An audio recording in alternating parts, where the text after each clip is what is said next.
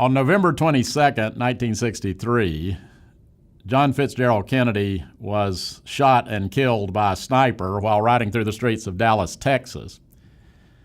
Kennedy was the fourth American president to be assassinated, but he was the first to be killed in the television age. Americans and people around the world who were old enough to remember it still remember where they were when they got the news that the president had been assassinated. And over the next 4 days, the country and the world was riveted by coverage of the investigation, but also the funeral of President Kennedy, which took place in Washington, D.C. TV viewers also got to witness something that most had never seen before, a live murder committed on television. That, of course, was not the murder of Kennedy himself, but rather the murder of his alleged assassin, Lee Harvey Oswald, who was shot and killed in front of the TV cameras as he was being transferred from the Dallas police station to another facility. Of course, an entire cottage industry has grown up of Kennedy assassination theories. But for our purposes right now, I think the most important point to make about the Kennedy assassination is that it did briefly bring the country together, and television played a huge role in this. The funeral was carefully planned by the president's widow, Jackie. Many people watched hours and hours of coverage in late November of 1963. Kennedy's successor was Lyndon Baines Johnson of Texas. Kennedy and Johnson shared most of the same views on foreign and domestic policy, but they were very different men. Johnson, for one thing, was just a much better politician than Kennedy, at least when it came to getting things done in Congress, partly because he had spent so many years in Congress and knew almost every member of Congress personally. He knew their strengths, he knew their weaknesses, he knew who needed to be stroked and who needed to be threatened. Also, unlike Kennedy, Johnson loved playing the games that needed to be played to get things through Congress. And Johnson also benefits from the fact that Kennedy was struck down in such a shocking fashion. And in his first address to Congress and the American people after taking over, Johnson said, "The best thing we can do to honor the memory of our late president is to pass his program." Johnson had a name for his own program, which was the Great Society. And one of the main features of the Great Society program was the so-called War on Poverty. The main weapon in this war was the Economic Opportunity Act of 1964.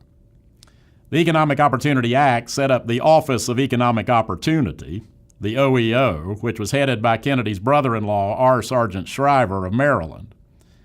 It included a federal job corps for inner-city youths who had dropped out of the educational system, a Head Start program for disadvantaged preschoolers, and an Upward Bound program to help bright children from poor families attend college.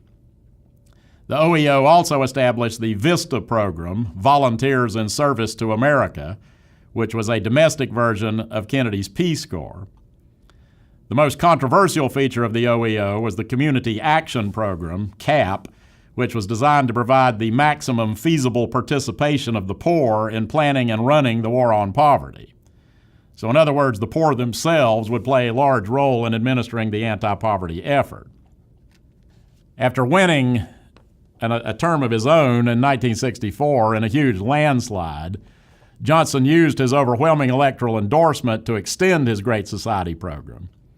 In 1965 and 1966, he was able to secure passage of the most extensive program of reform legislation since the New Deal. This included the Medicare-Medicaid program, which provided federal assistance to elderly and poor Americans in paying their medical expenses, and a $1.5 billion program of federal aid to education. The Housing and Urban Development Act of 1965 provided federal money for housing construction and urban renewal projects and established a new cabinet-level department. Robert C. Weaver, the first Secretary of Housing and Urban Development, was also the nation's first African-American cabinet officer. The Great Society also showed an increased concern for the environment through such programs as the Water Quality Act, which provided funds to clean up America's polluted waterways. In all, Congress passed 435 Great Society bills. Johnson was also determined to see through passage of Kennedy's Civil Rights Bill. And in 1964, Congress did finally pass the Civil Rights Act of 1964, which was the most far-reaching civil rights law ever enacted by Congress. It pretty much outlawed segregation in all public accommodations, and at least in theory, outlawed discrimination when it came to hiring. I say in theory because it's not always easy to prove that a person was denied a job because of their race. Still, the Civil Rights Act was a crowning moment in the history of the civil rights movement. There was still work to be done, however, and in 1965, the focus shifted to the voting rights issue. Martin Luther King, who was at the peak of his power and influence as the leader of the movement at this point, decided to stage a protest march from Selma, Alabama to the state capitol in Montgomery to highlight the importance of the voting rights issue. King could have gone pretty much anywhere in the South for such a protest, but he chose Selma because Dallas County, Alabama represented the voting rights issue perfectly. The population of Dallas County was over 50% black, and yet the voting rolls in Dallas County were 97 or 98% white. In a famous confrontation at the Edmund Pettus Bridge over the Alabama River in the spring of 1965, Sheriff Jim Clark's troopers attacked the marchers in an event that came to be known as Bloody Sunday. And this led Johnson to push even harder for passage of a voting rights bill. The bill finally passed in August of 1965. Coupled with the Civil Rights Act of 1964, this was the crowning achievement of King's strategy. Some would argue that the Voting Rights Act of 1965 was even more important than the Civil Rights Act of 64 because once it was enforced, African Americans in the South were empowered through the ballot box. Ironically, less than a week after signing the Voting Rights Act into law, Martin Luther King and President Johnson witnessed the first major outbreak of race-related violence in the United States with the Watts riot in Los Angeles, California. This set in motion a series of what came to be referred to as the long, hot summers. For the next 3 or 4 years, race riots broke out in cities across the country, beginning with Watts in L.A. in '65, and culminating in 1967 with extremely violent riots in Newark, New Jersey, and Detroit, Michigan. One thing that was illustrated by this is that the focus of the civil rights movement is now shifting outside the South and other parts of the country. Certainly, the movement in the South had met with a good deal of violence. Birmingham, Selma, the bombing of the church in Birmingham that killed the 4 girls, and of course Freedom Summer in 1964, which was an attempt to register black voters in Mississippi, which was met with a torrent of violence. But in some ways, the civil rights movement succeeded in the South. Legal Jim Crow was ended. Voter disfranchisement was ended for the most part.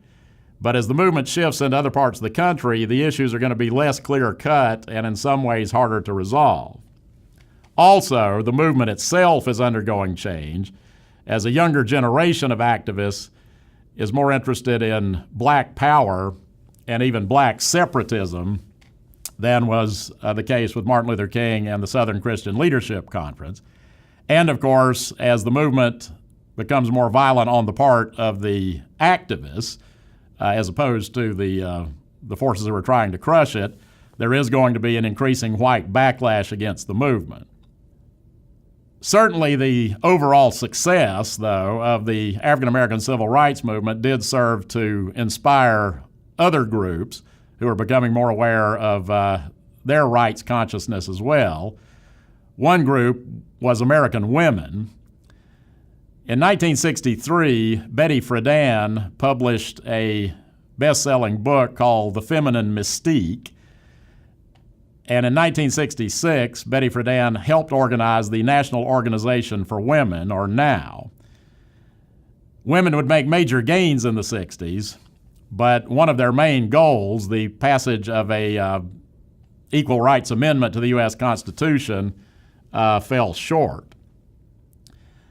Also, Hispanic Americans, many of whom were migrant workers in California and other western and southwestern states, they began to organize as well. Led by Cesar Chavez, you had the formation of the United Farm Workers, the UFW.